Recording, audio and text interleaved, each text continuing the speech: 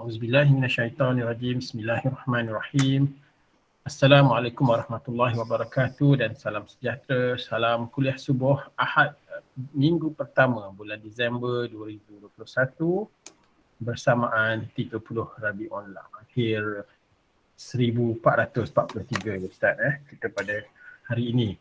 Dan pada pagi ini pengkuliah kita adalah Al-Fadil Ustaz Ahmad Husni Abdul Rahman. Seperti biasa pada setiap bulan, minggu pertama dan minggu kedua hari Ahad kita akan bertemu dengan tajuk kuliah Juzuk Amma Kitab Tafsir Ibnu Katsir. InsyaAllah sebelum kita mulakan kuliah subuh pada pagi ini, marilah sama-sama kita membuka majlis dengan Ummul Kitab Al-Fatihah dan seterusnya berselawat kepada Rasulullah sallallahu alaihi wasallam sebanyak 3 kali. Al-Fatihah. Auzubillah. Alhamdulillah. Iyyaka na'budu wa iyyaka nasta'in. Siratal ladzina alaihim ghairil maghdubi alaihim. Allahumma salli ala Muhammad wa ala ali Muhammad. Allahumma salli ala Muhammad wa ala ali Muhammad. Allahumma salli ala Muhammad wa ala ali Muhammad. Dan untuk itu majlis mempersilakan Al-Fadil Ustaz Ahmad Husni untuk menyampaikan kuliah beliau. Falyatafaddal mashkura. Silakan Ustaz. Assalamualaikum warahmatullahi wabarakatuh. Bismillahirrahmanirrahim. Alhamdulillah. Alhamdulillahi wa kafa. Wassalatu wassalamu ala habibina al-Mustafa nabiyina Muhammadin khairu man ijtaba sallallahu alaihi wa ala alihi wa liman sara ala nahjihi wa istanna bihadihi wa sunnatihi ila yaumil wafa. Wa ba'du, rabbi shrah li sadri wa yassir li amri wahlul 'uqdatam min lisani yafqahu qawli. Allahumma la sahla illa ma ja'altahu sahla wa anta taj'alul hazna idza syi'ta sahla. Rabbana yassir lana wa la tu'assir wa atmim lana bil khair. Alhamdulillah, pertama-tamanya syukur kepada Allah Subhanahu wa taala di atas limpah rahmat dan inayah daripada Allah dapat sama-sama kita meneruskan kehidupan dan menyambung permukiman kita di atas muka bumi Allah Subhanahu wa taala. Dan insya-Allah pada pagi yang berbahagia ini kita akan sambung tafsir juzuk amma kita, dan kita sampai kepada surah Al-Qari'ah. Kita sampai kepada perbahasan suratul Qari'ah, yang mana perbahasan suratul Qari'ah ini menyambung perbincangan tentang hari kiamat yang disebut dalam surah sebelumnya, iaitu surah yang kita telah ambil sebelumnya, iaitu suratul Adiyat, di mana menceritakan tentang keadaan hari kiamat sewaktu manusia dibangkitkan daripada alam kubur, dan surah Al-Qari'ah menyambung perbincangan tersebut. Jadi nama surah ini adalah Al-Qari'ah. Surah ini surah Makkiyah mengandungi 11 ayat, yang mana nama surah ini disebut dalam kitab Asma'us Suwar wal Quran, Asma' Suwaril Quran wa Fadailuha, iaitu nama surah ini dia tak ada nama lain. Nama surah ni Al-Qari'ah sahaja, yang diriwayatkan dan juga direkodkan oleh para ulama, dan disebutkan oleh Ibnu Abbas radhiyallahu taala anhu, nazalat suratul Qari'ah di Makkah, turun surah Al-Qari'ah ini di Mekah Al-Mukarramah, dan tidak diketahui nama-nama lain berkenaan dengan surah ini kecuali dengan nama Al-Qari'ah yang diambil daripada permulaan ayat yang pertama dan juga ayat yang kedua dan ayat yang ketiga, bila mana Allah mengulangi pertanyaan tentang Al-Qari'ah tersebut. Makna Al-Qara' iaitu adalah pukulan. Wal Qari'ah an-nazilah asy-syadidah tanzilu alaihim bi amrin azim wa summiyat yaumal qiyamati bil Qari'ah. Dia dinamakan hari kiamat dengan Al-Qari'ah ni macam satu pukulan, satu benda yang turun dengan dahsyatnya atas muka bumi ni terkena dan terimpak kepada manusia. Jadi Nama-nama kiamat ni banyak. Nama kiamat ni antaranya Al-Qari'ah, At-Tammah, Al-Haqqah, Al-Hashr, As-Sakhah, Al-Ghashiyah. Itu semua nama kiamat. Kata Al-Imam An-Nawawi, banyaknya nama ini menunjukkan kepada kemuliaan ataupun keagungan ataupun kehebatan. Maksudnya kita tahu bahawasanya perkara kiamat ni satu perkara yang banyak kali Allah Ta'ala sebut dalam Al-Quran dalam konotasi yang berbeza, dan setiap kali Allah Ta'ala sebut dengan konotasi yang berbeza itu memberi maksud dan juga memberi faham kepada kita bahawasanya perkara ini adalah satu perkara yang sangat-sangat penting, yang sangat-sangat dititik beratkan oleh Allah Subhanahu Wa Ta'ala untuk dijadikan sebagai renungan dan juga peringatan kepada manusia. Baik. Itu sekadar mukadimah untuk surah ini dan juga perkara yang berkaitan dengan kefahaman dan juga maksud daripada surah, dan dimulakan surah ini secara sinopsisnya dengan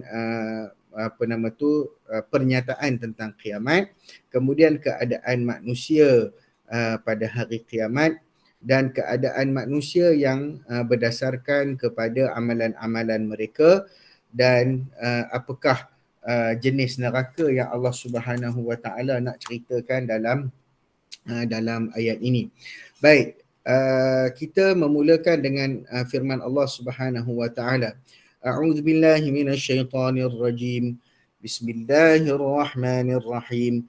Al-qari'atu mal qari'ah wa ma adraka mal qari'ah.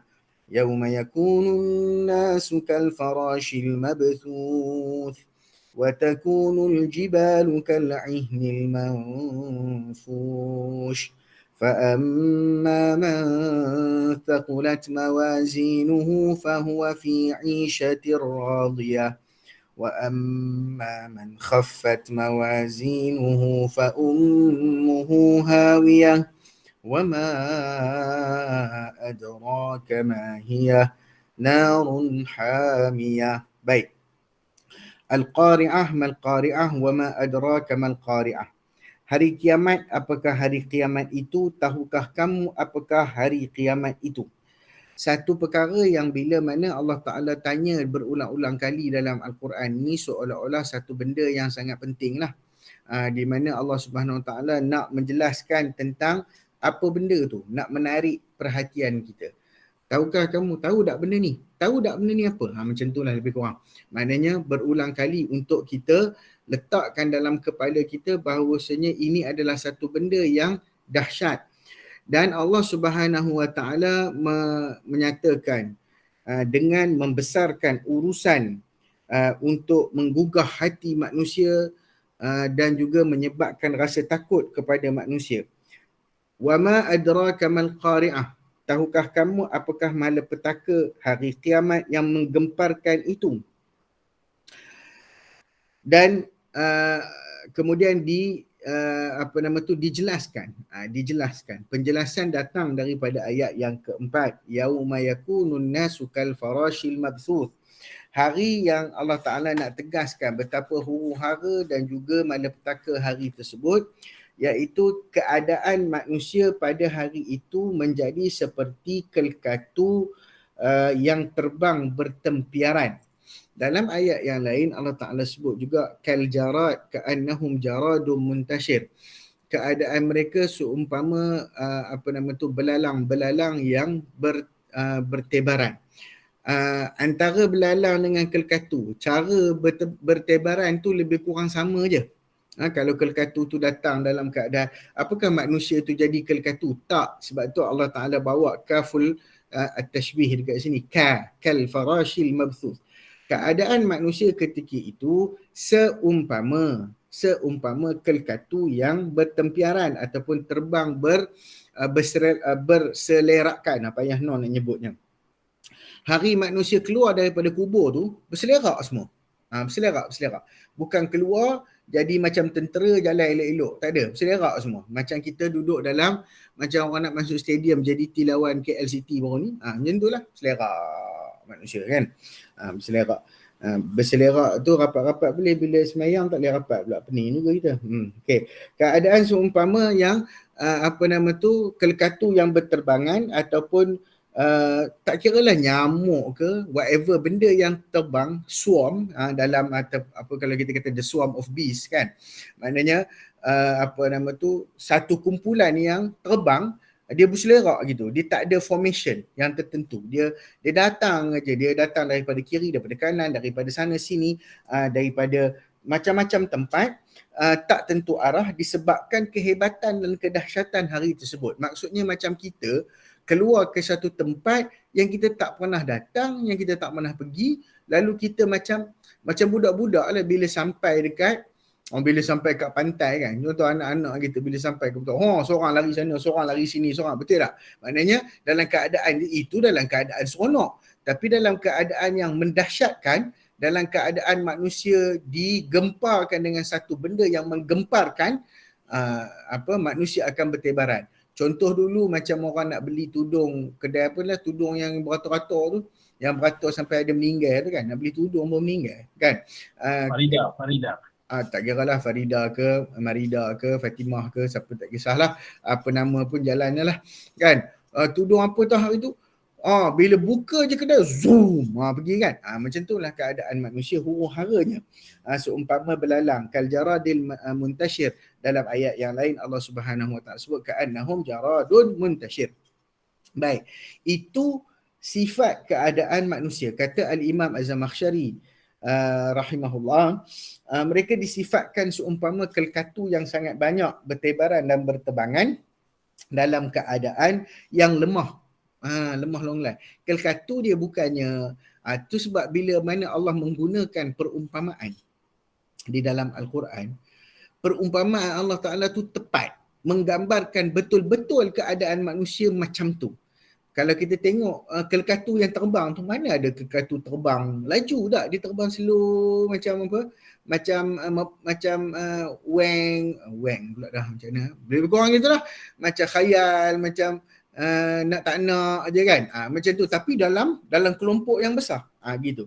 Dalam keadaan hina, menyeru pergi ke arah Allah yang menyeru dan memanggil kita daripada pelbagai arah sebagaimana berterbangannya kelkatu ke arah cahaya. Ini Imam Zamakhsyari dia pergi sikit, dia pergi deeper dari sudut kita panggil kenapa Allah buat perumpamaan dengan kelkatu. Jadi Imam Zamakhsyari tengok sifat kelkatu tu.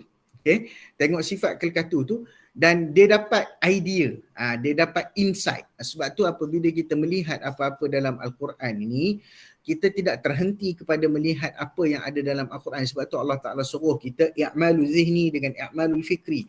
Kita i'malul aql, menggunakan keupayaan akal untuk kita berusaha memahami Al-Quran itu dengan dimensi-dimensi yang lain. Tetapi bukanlah kita kata inilah yang pasti, tapi tak apa. Maknanya kita nak faham ikut dimensi yang kenapa Allah buat perumpamaan dengan kelkatu.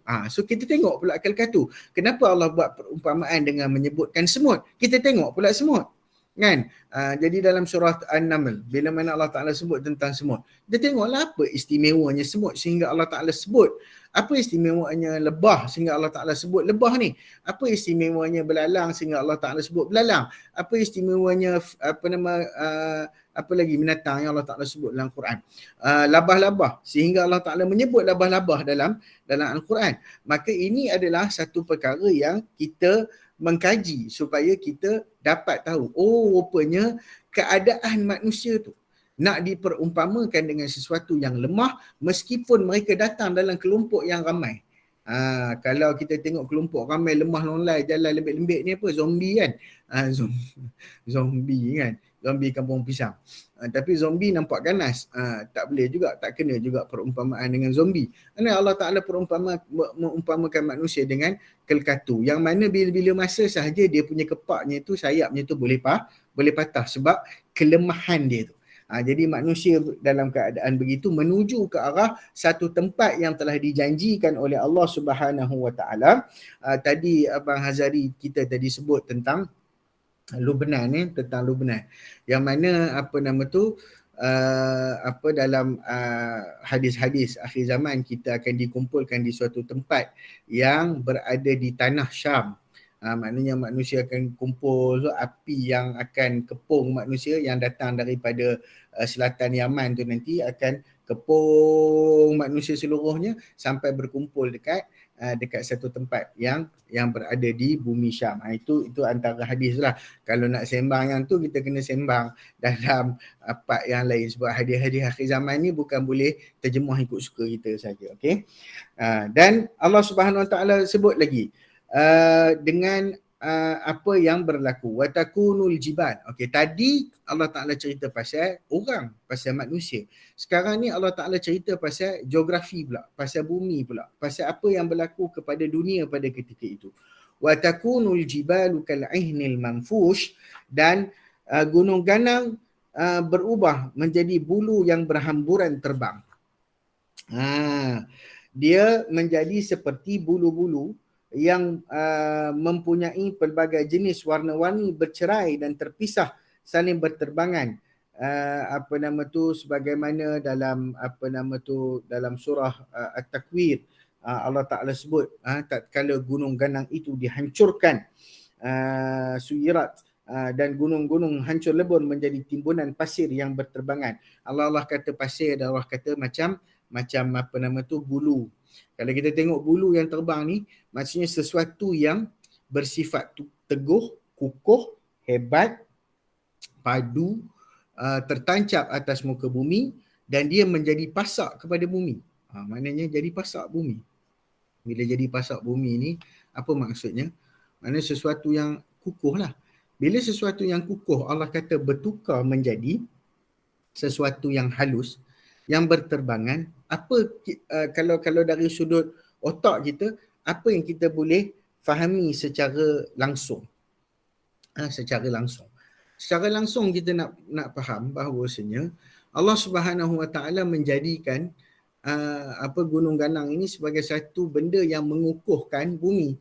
Jadi kalau dirosakkan gunung itu, maka kestabilan bumi akan menjadi rosak. Itu kita faham dari sudut itu. Yang kedua, kita memahami bahawasanya dunia akan berubah keadaannya pada hari kiamat disebabkan benda yang menyokong kedudukan bumi itu juga berubah keadaannya menjadi sesuatu yang daripada asalnya keras, daripada asalnya kalau orang pergi ke Langkawi naik ke Gunung Macincang dengan Gunung Raya dengan Gunung Macincang tu, orang panggil gunung ganang dekat Langkawi ni Cambrian, Geoforest Cambrian. Apa maksud Geoforest Cambrian? Siapa ahli geologi kat sini? Geoforest Cambrian ni usia dia lebih kurang 560 juta tahun. Itu dia. Maksudnya orang Langkawi boleh bangga lah. Orang Kedah boleh bangga. Kata kami kat Kedah ada gunung yang usianya Cambrian Age. Cambrian Age ni belum zaman dinosaur lagi. Maknanya bukan main lama dah duduk ada dia punya elemen tu. Okay. So benda-benda tu akhirat esok simple. Allah Ta'ala tukar. Pam! Boom! Habis. Jadi suf. Jadi bulu-bulu. Bulu ni macam kalau kita bulu ni lembut. Orang yang buat baju daripada bulu, daripada daripada wool, daripada cotton. Macam kalau kita tengok bila mana pokok kapas dia pecah atas pokok tu. Okey. Buah kapas tu pecah atas pokok. Siapa pernah nampak buah kapas pecah? Saya dulu kecil-kecil masa sekolah rendah, kami dekat sekolah rendah dekat sekolah agama petang-petang tu ada banyak pokok kapas.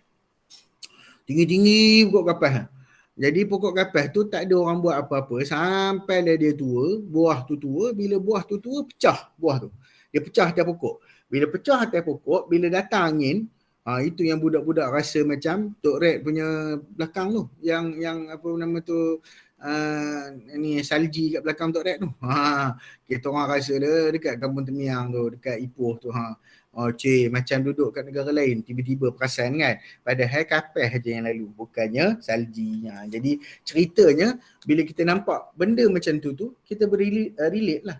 Sebab Nabi SAW sentiasa begitu. Kalau lihat benda yang ada dekat dunia ni, relate dengan perkara-perkara yang berlaku ketika mana hari akhirat. Baik, tujuan Allah Ta'ala sebut dua-dua tanda itu, iaitu tanda manusia berterbangan, bertempiaran seumpama kelkatu, dan juga gunung ganang yang pecah berhamburan seperti bulu-bulu berterbangan, adalah untuk menggerunkan dan menanamkan rasa takut dalam hati manusia dan untuk melegakan. Setelah mana ini biasanya uslubul Quran.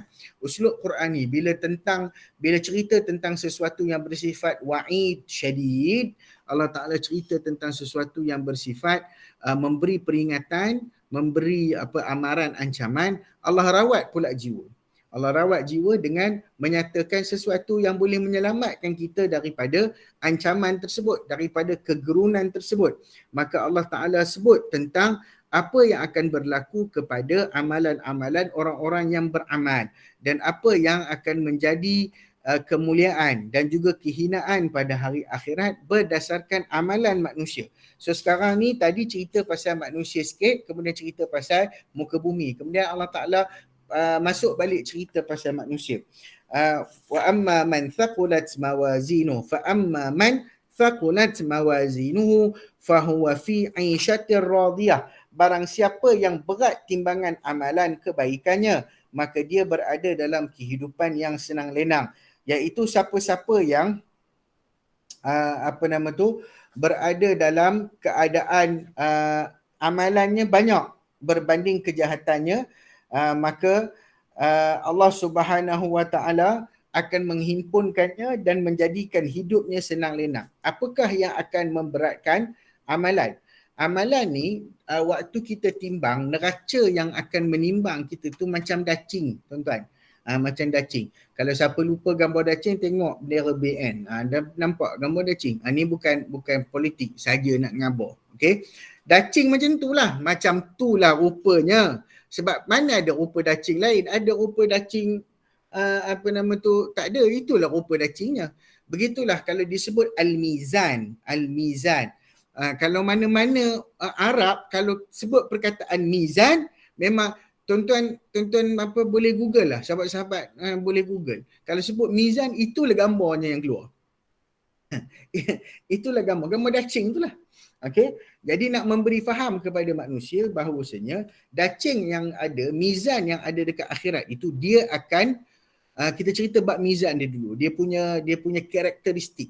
Karakteristik mizan ni, benda yang baik, benda yang soleh, bila letak dia berat. Dia rasaha, dia berat. Okey, dia berat. Tapi kalau letak benda buruk, dia tafa, dia naik. Dia jadi ringan. Khaffa. Okey? Dia macam tu. Walaupun yang diletak tu banyak. Macam pelik kan? Selalunya selagi mana kita kalau dacing kat dunia, letak dua tempat, kalau dua-dua tu sama berat, dia akan seimbang, betul? Okey, dia akan seimbang. Jadi macam mana nak imbang berat tu? Kalau letak amalan buruk, dia bukan amalan buruk tu yang berat. Kalau amalan buruk yang berat, yang mana berat itulah yang baik. Amalan buruk ni letak sebanyak-banyaknya dekat dacing tu, dia akan naik. Yang naik itu ataupun dia naik ke dia ringan lah. Dia tak ada berat apa-apa. Tak ada weightage pun. Dia tak ada nilai pun actually. It's nothing. Yang akan memberatkan amalan neraca tu adalah amalan kita. So apakah amalan? Dan mizan ni apa yang dia timbang? Dia timbang semua.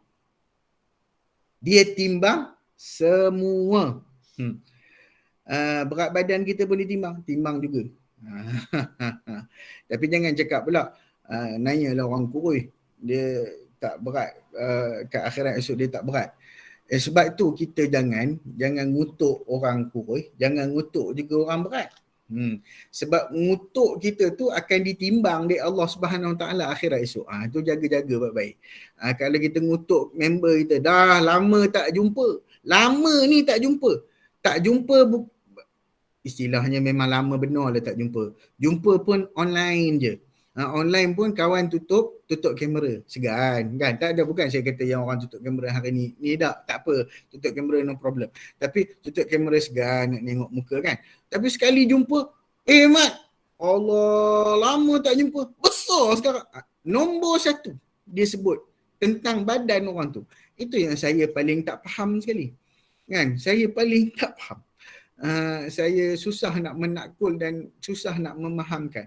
Kita tak pernah tanya pun keadaan dia macam mana. Alhamdulillah macam mana, sihat.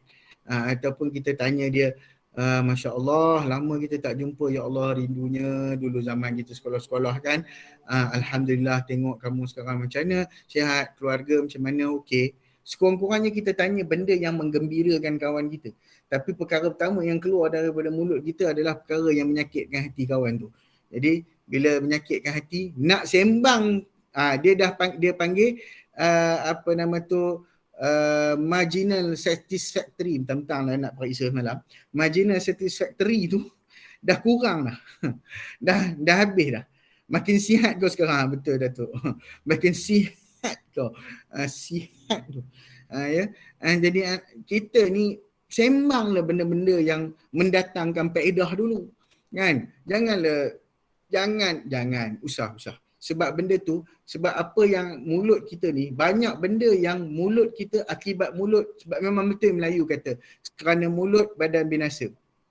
Kerana mulut masuk neraka. Saya sambung dia punya tu. Memang betul. Mulut, kalau mulut boleh jadi asbab masuk syurga, mulut boleh jadi asbab masuk neraka. Kalau banyak benda kalau kita sebut yang menyakitkan orang, wal kalimut tayyibu yarfa'u, Allah Ta'ala akan angkat kalimah-kalimah yang baik.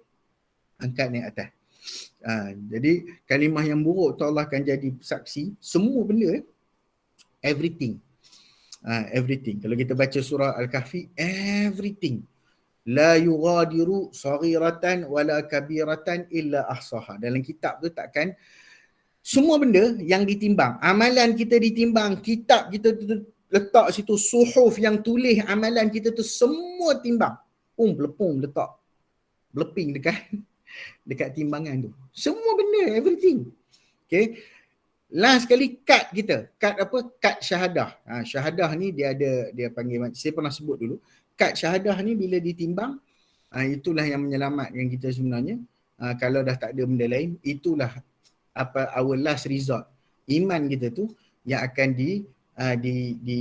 digambarkan seperti satu kad di hari akhirat besok, dia akan diletakkan di timbangan. Okay. So ini cerita timbangan. Okay. Siapakah yang berat amalan? Apakah amalan yang memberatkan timbangan? Jom kita tengok sikit amalan-amalan yang memberatkan timbangan. Yang pertama sekali adalah at-tahlil. At-tahlil ni bukan buat majlis tahlil. At-tahlil ni adalah la ilaha illallah. Yang kita sebut tu, la ilaha illallah. Itu disebut antara benda-benda yang berat timbangannya dan terberat timbangannya di mizan.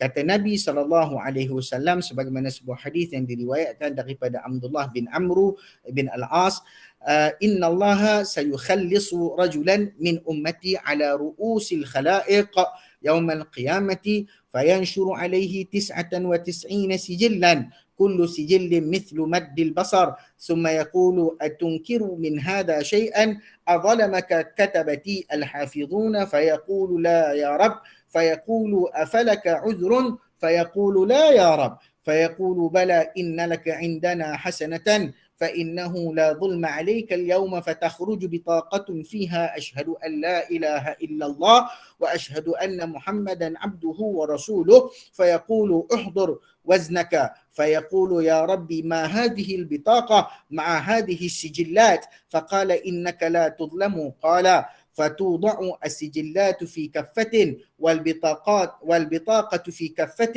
فطاشت السجلات وثقلت البطاقة فطاشت السجلات وثقلت البطاقة فلا يثقل مع اسم الله شيء. Itu dia. Tu hadis panjang tu yang saya sebut tadi. Kad tu tadi. Bubuhlah kita punya amalan dekat sebelah tu bersigil-sigil tu, bergulung-gulung kita punya suratan amalan tu, letak dekat satu tangan timbangan. Lepas tu buat keluar kad tu. Sebab apa? Sebab amalan-amalan tu, contohnya Allah Ta'ala tanya tadi ni, kamu mengaku tak kamu buat benda ni? Mengaku. Kamu ada uzur tak yang kamu buat benda ni atas satu keuzuran? Tak ada apa. Memang aku buat sungguh. Jahat ni memang aku buat sungguh. Dosa ni memang aku buat sungguh. Jadi letak timbangan. Letak dulu. Kemudian dikeluarkan kad tu. Itu dipanggil bitaqah. Nabi sebut bitaqah. Bitaqah ni kad lah. Kan? Kad. Macam satu kad. Letak kad tu yang mengandungi syahadah la ilaha illallah Muhammad Rasulullah. Letak kad tu. Berat kad tu. Seketui. Satu je. Berat dia. Tu naik. Yang tu jadi ringan. Yang kad ni jadi berat. Sebab tidak ada yang lebih berat daripada kalimah Allah. Hebat. So jaga iman. La ilaha illallah. Kita ulang-ulang sentiasa. La ilaha illallah. Tak apa. Benda yang ada, kata Syekh Said Kamali, ni kaedah dalam beramal ni. Saya bagi tahu tuan-tuan, sahabat-sahabat, kaedah dalam beramal. Kaedah dalam beramal, apa sahaja yang datang daripada baginda Nabi SAW, semuanya itu memang sangat sesuai. Tak ada istilah Nabi beramal dengan apa yang Nabi amal, kita tak boleh beramal sebab berat. Nabi dia punya tubuh badan boleh menanggung amalan berat, kita tak boleh. Tak ada istilah benda tu ya. Dia tak ada kena-mengena. Sebab apa sahaja yang Nabi ajar, sebab nak sahabat-sahabat mari datang tanya amalan daripada Nabi. Nabi bagi tahu kan. So bila Nabi SAW bagi tahu, sudah tentu amalan tu Nabi SAW sendiri yang buat. Maka apabila Nabi bagi tahu amalan yang dia buat, takkan kita tak boleh buat amalan yang Nabi buat? Nonsense. Tak masuk akal. Orang bagi tahu dekat kita, Ustaz, apa amalan Ustaz bagi kat saya? Amalan yang saya nak bagi ni kamu tak boleh beramal. Tapi saya bagi juga. Pening kawan tu. Kan? Mestilah pening kan? Sebab yang saya je boleh beramal. Sebab saya mempunyai kekuatan Power Rangers. Ngarut lah tu. Ya. Jadi Nabi SAW, ya, kita tahu Nabi manusia biasa, tetapi Nabi diberi kelebihan oleh Allah Subhanahu Wa Taala alaihi salatu wasalam sebagai Nabiul Ummah, sebagai Rasulul Ummah, dan ada beberapa kelebihan yang lain. Tetapi dari sudut amalan, Nabi beramal, kita beramallah dengan apa yang Nabi beramal.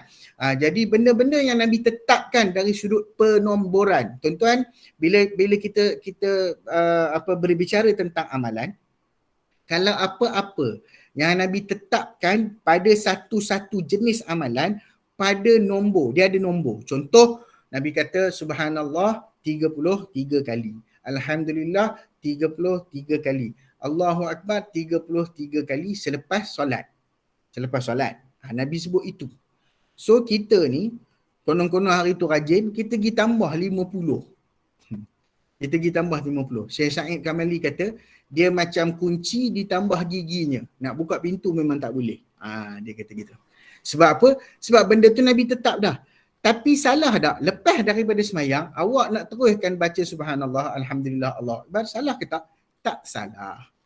Itu maksud dia.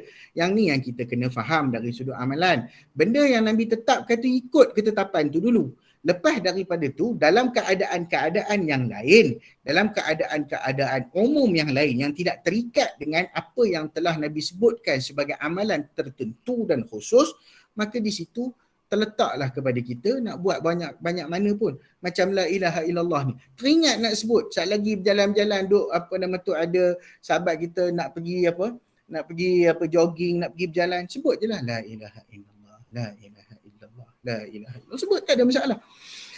Usah dikira berapa kali. Ustaz, nak kira berapa kali boleh tak? Saya ada tally counter yang tik. Ikutlah koma. Koma nak kira, ikut suka koma. Koma tak nak kira pun tak apa. Tapi jangan koma kira, udah koma kira tu, koma post kat Facebook. Alhamdulillah, hari ni 10,000 kali dah saya sebut la ilaha illallah. Kosong jadi tuan-tuan, habis cerita. Jangan memandai-mandai memadamkan amalan kita dengan Facebook yang hanya tidak kekal sampai akhirat itu. Okey. Yang kedua, Allah Subhanahu Wa Taala menyebut tentang tasbih, tahmid, tahlil dan takbir. disebut dalam satu hadis Nabi sallallahu alaihi wasallam bersabda, diriwayatkan oleh Abu Hurairah radhiyallahu taala anhu, kalimatani khafifatani 'ala lisani thaqilatani fil mizani habibatani 'inda ar-rahman subhanallahil azim subhanallahi wa bihamdihi, hadis Bukhari dan Muslim. Dua kalimah yang ringan di lisan, berat di mizan dan sangat dicintai di sisi Ar-Rahman. Itu dia punya ujung tu sama tu. Subhanallahil azim, maha suci Allah yang maha perkasa, yang maha besar, yang maha agung. Subhanallahi wa bihamdih, maha suci Allah dan segala pujian baginya. Sebutlah subhanallahil azim, subhanallah wa bihamdih. Imam Muda Ashraf ada lagu nasyid pasal ni. Kalimatan, tak payah nyanyi. Cukuplah. Yang tu tadi baca tu cukup. Okey. Kemudian Juwairiyah, isteri Nabi SAW, pernah duduk daripada lepas subuh sampailah ke duha, naik matahari. Lalu Nabi SAW keluar daripada rumah Juwairiyah. Lepas tu Nabi balik ke rumah tersebut dalam keadaan Juwairiyah masih lagi duduk di situ, berzikir dan sebagainya. Lalu Nabi tanya kepada Juwairiyah bintul Harith, ma zilti 'ala al-hali allati faraqtuki 'alayha, masihkah engkau berada dalam keadaan yang aku tadi berpisah denganmu? Dia kata, ya Rasulullah. Qala Nabi SAW, laqad qultu ba'daki, aku telah sebut selepas daripadamu tadi, arba'a kalimatin, 4 kalimat, thalatha marrat, 3 kali sahaja. 4 kalimat tu aku sebut 3 kali sahaja. Lau wuzinat bima qulti, kalau aku timbang, kalau ditimbang benda yang aku cakap tadi, yang aku baca tadi dengan apa yang engkau baca tadi sepanjang daripada aku keluar tadi sampai aku jumpa kamu balik, mundzul yaumi lawazanathunna, maknanya apa yang aku baca tadi akan lebih berat timbangannya. Apa dia? Subhanallahi wa bihamdihi adada khalqihi wa ridha nafsihi wa zinata arshihi wa midada kalimatihi. Baca berapa kali? 3 kali je. Berapa kalimat ni? 4 kalimat. Subhanallah wa bihamdihi adada khalqihi wa ridha nafsihi wa zinata arshihi wa midada kalimatihi. Itu dia. Maha suci Allah yang dengan segala pujian baginya sebanyak bilangan makhluk yang diciptanya dan keridaan dirinya serta seberat arasnya dan sepanjang-panjang kalimah-kalimahnya. Tu dia. Jadi benda ni berat ke? Nabi suruh baca 3 kali je pagi. 3 kali bukan 3,000, 3 kali. 3 kali ni pun tak terbuat. Okey. Yang beratnya perangai kita. Bukan berat amalan tu, berat perangai kita. Baik, yang ketiga, ni saya bagi 3 benda ni cukup lah. 3 benda. Al-muhafazati 'ala al-adhkari dubra salatil mafruḍah. Jaga zikir-zikir selepas daripada solat fardu. Mana subhanallah, alhamdulillah, Allahu akbar. Kemudian la ilaha illallah wahdahu la syarikalah, lahul mulku wa lahul hamdu wa huwa 'ala kulli syai'in qadir. Jadi semua benda tu adalah perkara-perkara yang memberatkan mizan. Begitu juga dengan kata-kata yang baik dan Okey. Kemudian Allah Taala sebut wa amma man khaffat mawazinuhu fa ummuhu hawiyah. Akan tetapi siapa yang ringan amalannya. Apa maksud ringan? Ringan amalan pula dah. Ringan timbangannya. Khaffat mawazinuhu fa ummuhu hawiyah. Maka tempat kembalinya adalah neraka hawiyah. Apakah amalan-amalan yang boleh meringankan pula mizan dekat hari akhirat? Nombor 1, riak. Riak dalam apa jua jenis keriakan. Sebab Nabi kata perkara yang paling aku takut, inna akhwafa ma akhafu alaikum asyirkul asghar. Aku takut syirik, benda paling aku takut sekali atas kamu adalah syirik yang kecil. Dan mereka bertanya, sahabat tanya apa benda? Ar-riak, kata Nabi. Riak. Okey. Nombor 2, intihakul hurumat. Buat benda-benda yang haram. Sama ada dosa kecil, apatah lagi dosa besar. Benda ni akan menyebabkan berkurangnya ataupun ringannya timbangan dekat hari akhirat. Yang ketiga, zulmul ibad, iaitu kita menzalimi hamba-hamba Allah Subhanahu wa taala, wasabbu, dan juga kita mengutuk, wasyatamu, dan mencela. wal ghibah mengumpat, wad darbu dan memukul, wal marah wal marah wal marahu marah apa, wal ghadabu marah. Benda-benda ni semua akan meringankan. Sebab tu saya kata jumpa kawan kali pertama janganlah buat benda yang menyakitkan hati dia. Ringan amalan kita. Elok-elok jumpa kawan tu dapat pahala. Rajulani tahabbani fillahi ijtama'a alaihi waftaraqa alaihi. Benda yang mendapatkan kita perlindungan Allah Taala, dua sahabat yang bertemu berukhuwah kerana Allah, bertemu kerana Allah, berpisah kerana Allah, yang dapatkan lindungan dan juga payungan Allah Taala ke akhirat, jadi Allah tak payung dah. Sebab apa? Sebab mulut keluar bercakap benda yang menyakitkan hati kawan tersebut. Jadi ini perkara-perkara yang harus kita jagalah. Kata Umar bin Al-Khattab, hasibu anfusakum, ini semua orang ingat. Hasibu anfusakum qabla an tuhasabu, hisablah diri kamu sebelum kamu dihisab. Wazinu anfusakum, dan timbang-timbanglah diri kamu sebelum kamu ditimbang. Dan sesungguhnya seringan-ringan ke atasmu timbangan besok apabila kamu akan setelah kamu menghisap dirimu sendiri dekat dunia ini, dan akan kamu reflect keadaan kamu di akhirat kelak. Maknanya kita reflect keadaan kita, maka besok ni ringanlah kita punya hisap. Ringan hisap. Yang kita nak ringan hisap, berat mizan. Itu yang kita nak. Ingat, ringan hisap, beratkan mizan. Bukan ringankan mizan, beratkan hisap. Yang tu jam. Okey? Baik. Ayat yang seterusnya, wa ummuhu hawiyah, dan tempat kembalinya adalah neraka hawiyah. Kenapa Allah gunakan perkataan ummu?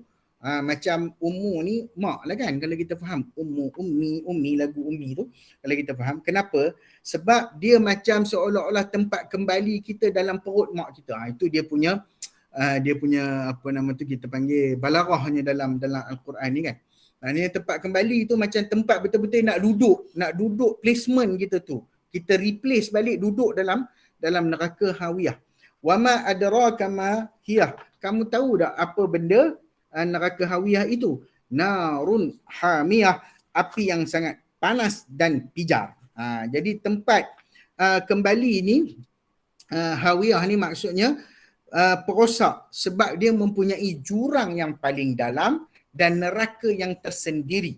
Neraka yang tersendiri. Jadi suhu neraka ni sangat panas. Puncak kepanasan. Imam Bukhari dan Imam Malik serta Imam Muslim meriwayatkan hadis yang berkaitan dengan api neraka ni. Dikatakan naru bani Adam allati tuqiduna juz'un min 70 juz'an min nari jahannam. Qalu ya Rasulullah in kanat lakafiyah, faqala innaha fadalat 'alaiha bitis'atin wa sittina juz'a.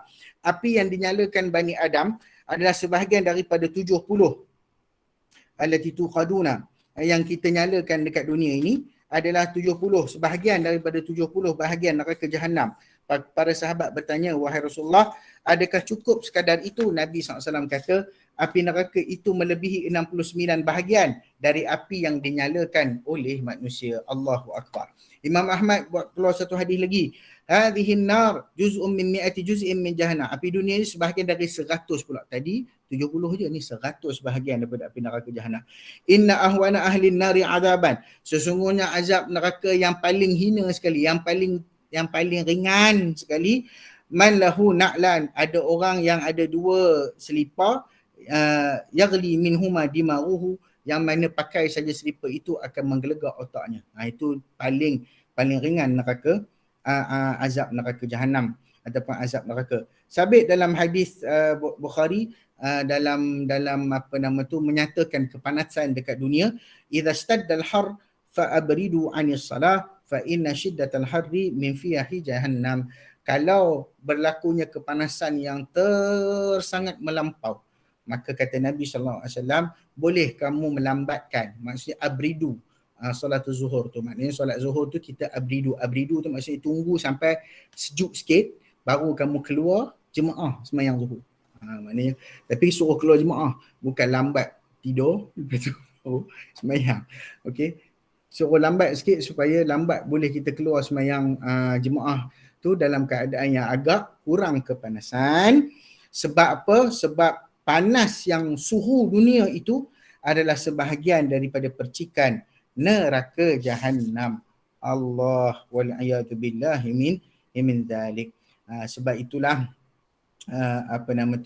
kita kekalkanlah diri kita dengan kebenaran. Kata Abu Bakar radhiyallahu taala anhu, beratnya timbangan amalan kebaikan orang yang beruntung kerana mereka mengikut kebenaran yang ada di dunia, dan diberatkanlah timbangan mereka.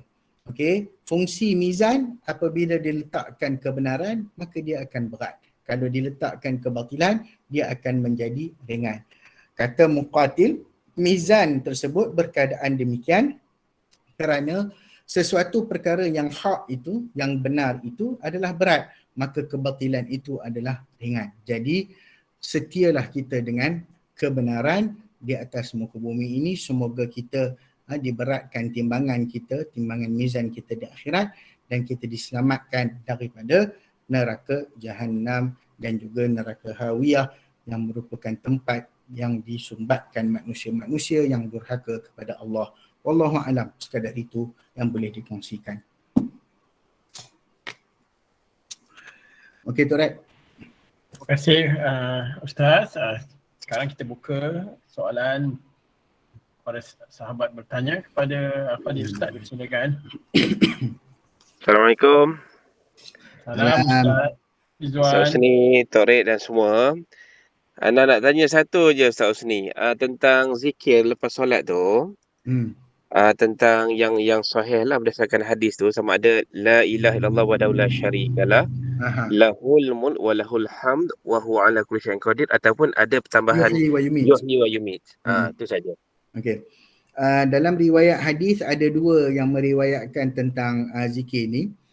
Dan kalau tak salah ingatan saya, riwayat daripada Al-Imam Al-Baihaqi kot yang tambah yuhyi wa yumit tu. Okay, yang tambah yuhyi wa yumit, maka tambahan tu dianggap sebagai ziyadatus siqah, maka tak ada masalah penambahan tersebut dan tidak merosakkan dari sudut struktur. So, mana-mana yang kita baca, la ilaha illallah wahdahu la syarikalah, lahul mulku wa lahul hamdu wa huwa ala kulli syai'in qadir pun boleh. Tambahan yuhyi wa yumit pun tidak menjadi masalah kerana keabsahan hadis yang dikategorikan hadis tu sebagai hadis yang diterima. Maksudnya riwayat yang yang ada penambahan yuhyi wa yumit, la ilaha illallah wahdahu la syarikalah, lahul mulku wa lahul hamdu yuhyi wa yumit wa huwa ala kulli syai'in qadir juga diterima sebagai salah satu daripada hadis yang warid. Maka kedua-duanya adalah diterima dari sudut amalan. Bahaya orang jakin tanya ni. Terima kasih Ustaz Husni. Fadal. Soalan aras tinggi tu. Fadal tu, tafadhal tu bukan tafadhal suruh tanya, tafadhal suruh tutup majlis. Jemput Ustazah soalan, Ustazah Fatimah ke? Ustazah Nur Syam, Ustazah Jamalia, Ustaz Bakru. Oh, tak ada soalan ni, jelas Alhamdulillah. Ya. Syukur. Dr. Irwan tak ada ni ke Dr. Irwan tak ada. Kalau tidak memang dia lah soalan-soalan kebat yang seterusnya. Jadi saya kira tak ada soalan lain. InsyaAllah semoga kita Satu lagi kot Tarik. Okey, silakan. Azwan, Ana dibayar untuk tanya soalan. Lain. Satu lagi Ustaz Husni. Apa dia? Tentang hadis yang katakan kelebihan Nabi SAW memberikan syafaat kepada umat baginda, mana kepada ahlu tauhid. Maksudnya mereka ni dimasukkan ke dalam neraka, kemudian dibalas dengan setimpal, dan kemudian dikhabarkan Nabi akan ada satu masa pergi ke neraka melihat mereka yang masih ada iman walaupun sebesar zarah, dibersihkan dan dikembalikan. Itu satu. Yang kedua, tentang yang biasa diungkapkan, tak pasti daripada Sayyidina Umar ke apa, maknanya kalau tak jumpa aku di syurga, cari aku Cari di aku. cari aku di tempat-tempat lain tu lah. Hmm. Jadi tentang perkara tu sama ada Sahabatus betul salihah. berlaku ataupun tidak. Wallahu a'lam. Okey. Tentang sahabat baik, sebab tu antara perkara yang disebutkan daripada athar yang tidak, kalau tak silap saya punya pencarian lah, perkara ini sabit daripada athar. Bila tadi Dr. Izzuan sebut tentang perkara itu datang daripada Abu Bakar As-Siddiq, maka itu adalah bersumberkan kepada hadis-hadis yang lain. Saya pernah tengoklah benda ni, pernah kaji balik, pernah tengok balik apakah syafaat, apakah bentuk-bentuk syafaat ya. Bentuk-bentuk syafaat selain daripada syafaat baginda Nabi sallallahu alaihi wasallam, bentuk-bentuk syafaat yang lain adalah dengan as-suhbatus salihah, iaitu dengan bertemankan dan berkawan dengan orang-orang yang soleh.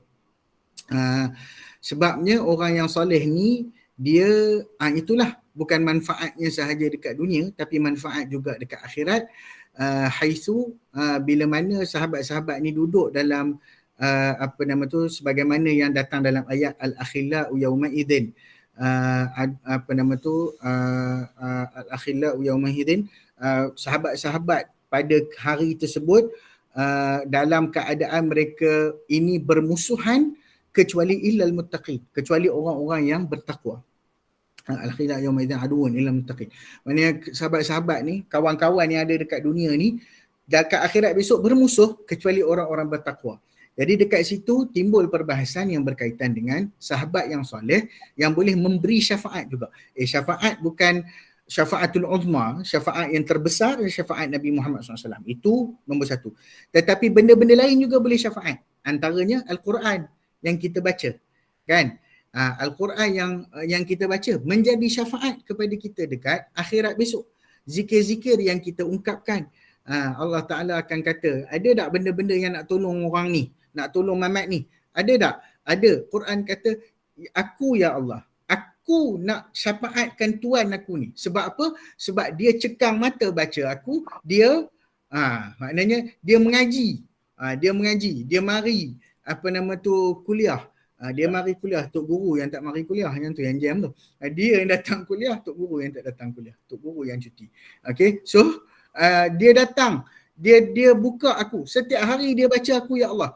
Waktu malam dia sanggup bersengkang mata kerana nak membaca aku. Ini Al-Quran yang memberi syafaat. Termasuk perkara-perkara yang memberi syafaat kepada kita adalah sahabat-sahabat dan juga jilsah as-salihah. Duduk dengan orang-orang yang baik.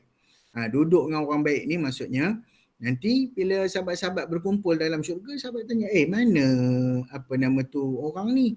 Dulu duduk dengan kita berprogram sama apa semua. Tak ada. Ya Allah tolong cari. Jadi itu adalah syafaat sahabat-sahabat yang juga termasuk dalam beberapa kategori syafaat selain daripada syafaat-syafaat besar yang diberikan oleh Nabi SAW kepada kita. Wallahu a'lam. Arasnya akhirat punya soalan ni dia panggil. Soalan beraras akhirat. Bro Azwan kita ada nak tanya ke, nak memberi komentar ke, nak membetulkan ke, silakan. Saudara Azwan Azmi, engineer jambatan JKR. Jambatan seluruh Malaysia tu dia yang menilai. Bagus. Selamat. Mister tak dengar. Tak dengar. Okey, silakan. Dengar ke tak dengar? Dengar. Okey, bismillahirrahmanirrahim. Assalamualaikum warahmatullahi wabarakatuh. Salam. Saya nak tanya satu soalan. Ustaz, saya ni kerja kuli je, Ustaz. Kuli? Kerja kuli je. Jadi pagi pergi kerja pagi, lepas tu petang balik kerja malam, siang kat office sibuk sangat, tak ada masa nak buat apa-apa amalan-amalan sunat ni, malam pula letihnya. Faham. Ahli tempat asyik suaranya. Okey. Faham. Saya faham. Dengan amalan yang terbaik, yang berat di dunia. Okey. Untuk golongan kita saja. Terima kasih Azwan. Perkara ni saya pernah sebut banyak kali. Contohnya zikir pagi dan zikir petang. Okey. Zikir pagi dengan zikir petang yang kita baca maksurat dan seumpamanya tu. kalau kita hafal ataupun saya kira benda-benda ni mudah sangat untuk kita hafal sebab kita dah biasa buat kat sekolah dulu kan. Kita dah sentiasa buat, sentiasa baca. Kalau kita ulang kaji balik sikit-sikit, insyaAllah kita akan dapat remember lah, kita boleh ingat.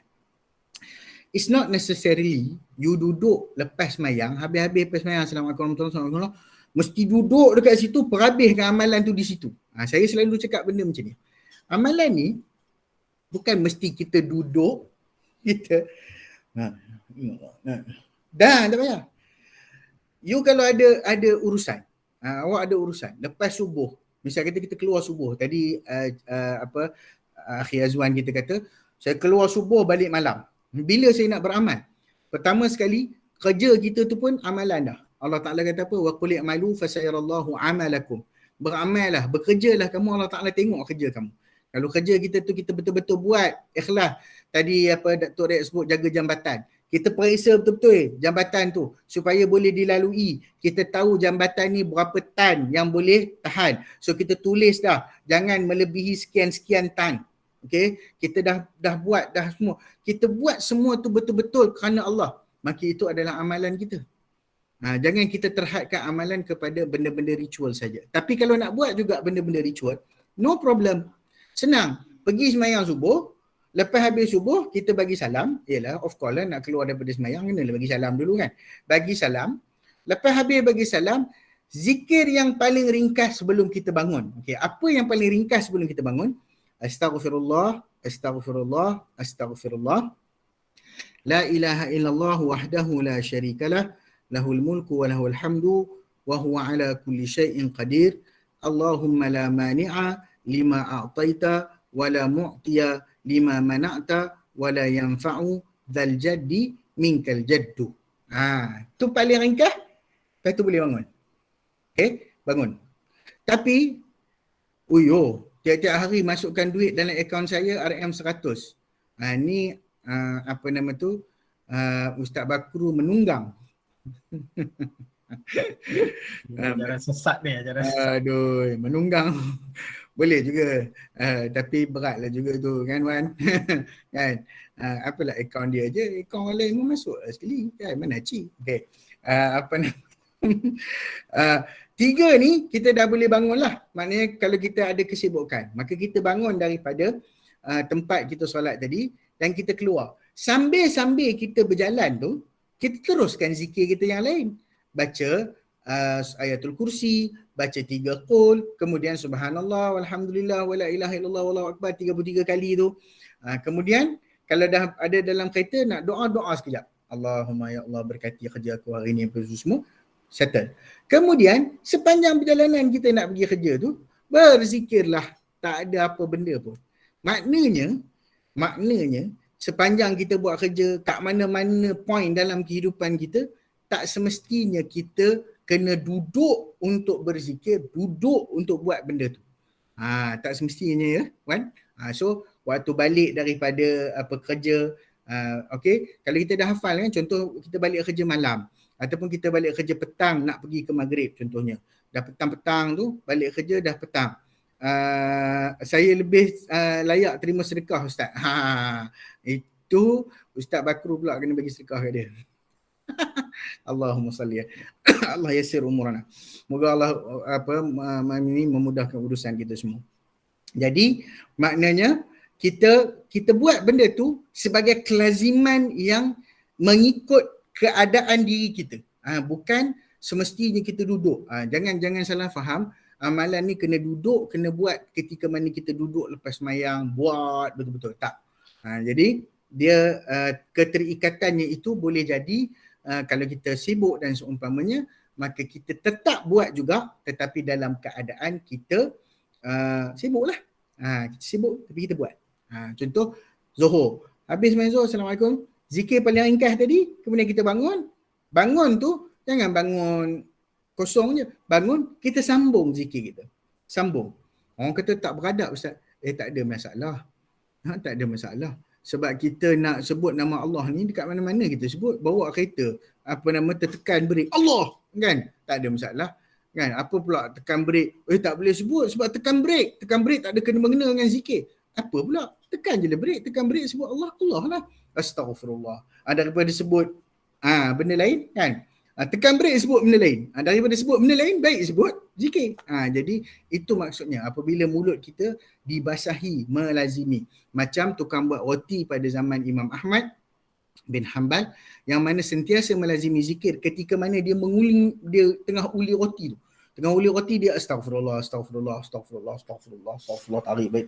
Astagfirullah. Macam tu. Kan astagfirullah. Imam Ahmad dengar waktu tu Imam Ahmad bertamu dekat rumah dia sebab Imam Ahmad kena halau daripada masjid, tak boleh duduk kat masjid.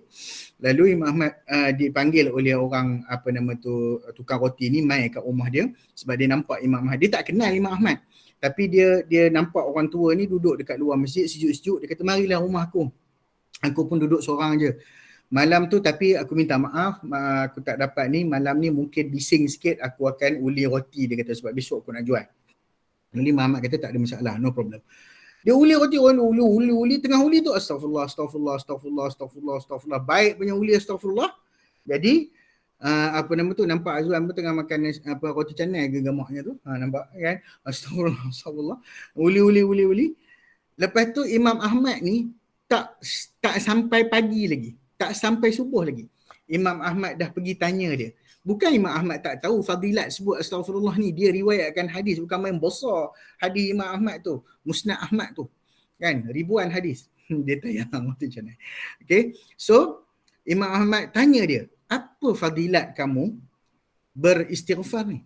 Dia kata, kalau pakcik nak tahu, banyak benda saya dapat. Semua benda, kalau saya istighfar, saya akan dapat. Kecuali satu benda je. Imam Ahmad kata, apa dia?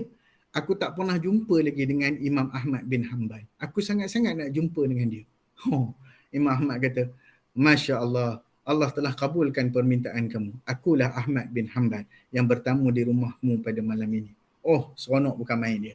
Maksudnya, itu nak sebut tu. Amalan tu is not necessarily kita duduk, kita buat. Jadi kita boleh buat at any time, at any place. Cuma jangan berzikir dalam tandas, udahlah. Itu je lah tempat yang tak boleh berzikir je pun. Okay. Wallahu'alam. Itu pun saya nak sebut, Imam Taqiyuddin, dia pernah duduk, dia tak nak putuskan dia dengan amalan, dia masuk tandas, dia suruh pembantunya baca Quran kuat-kuat kat luar supaya dia boleh dengar. Itu dia. Sampai up to that level, para ulama ni tak nak putuskan hidup mereka dengan amalan dan kebaikan. Wallahualam. Moga-moga mendapat panduan. Okey Tok Red, boleh rekod. Kita wrap up. Wallahualam. Alhamdulillah, terima kasih Dr. Izwan dengan Dr. Azwan atas soalan yang memang penting tu untuk kehidupan kita lah seharian, dalam kita perasan dengan tak perasan tu. Seterusnya kita jemput Al-Fadhil Ustaz Ahmad Husni untuk membacakan doa dan seterusnya kita akan menutup kuliah subuh pada pagi ini. Silakan Ustaz. Auzubillahi minasyaitanir rajim. Bismillahirrahmanirrahim. Alhamdulillahirabbil alamin wassalatu wassalamu ala rasulil amin Muhammad wa ala alihi wasallam. Allahumma anfa'na bima yanfa'una warzuqna ilma warzuqna fahma. Allahumma inna nas'aluka al-'afwa wal 'afiyata fid dunya wal akhirah. Allahumma sahhil umurana wa sahhil sya'nana ya rabbana ya rabbal alamin. Allahumma thaqqil bi a'malina mizanana yawmal qiyamah. اللهم حاسبنا حسابا يسيرا اللهم حاسبنا حسابا يسيرا اللهم حاسبنا حسابا يسيرا صلى الله على سيدنا محمد وعلى اله وصحبه اجمعين الحمد لله رب العالمين. Ustaz Bakru sambil mengunyak ya. Amin ya rabbal alamin. Marilah sama-sama kita menutup kuliah subuh pagi ini dengan tasbih kafarah dan surah wal 'asr. Subhanallah bihamdihi subhanallah bihamdihi al-'asri الذين آمنوا وعملوا الصالحات وتواصوا بالحق وتواصوا بالصبر.